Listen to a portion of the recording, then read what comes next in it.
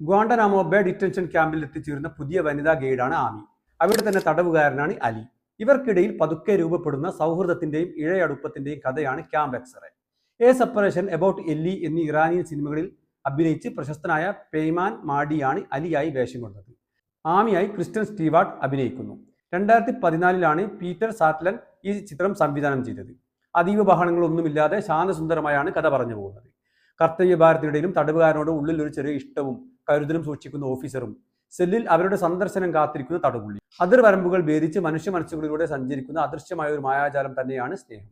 ഒരു നാൾ മോചനത്തിന്റെ പ്രഭാതത്തിലേക്ക് മിഴി തുറക്കാനാകുമെന്ന ഓരോ തടവുകാരനെയും പ്രതീക്ഷകൾ ചിത്രത്തിൽ കാണാം. ജയിൽ ദൃശ്യങ്ങളെല്ലാം വളരെ മനോഹരമായി ഒപ്പിയെടുത്ത ഛായാഗ്രഹണം എടുത്തു പറയേണ്ടതാണ്. ഒറ്റപ്പെടലിൽ പോലും പ്രതീക്ഷയും സ്നേഹവും പങ്കുവെക്കുന്ന മനുഷ്യ മനസ്സിന്റെ സ്വഭാവത്തിന്റെ ദൃശ്യാവിഷ്കാരമാണ് ക്യാമ്പ് എക്സറെ. പതിവ് ജയിൽ സിനിമകളിൽ നിന്നും വ്യത്യസ്തമാണ് ഈ സിനിമ.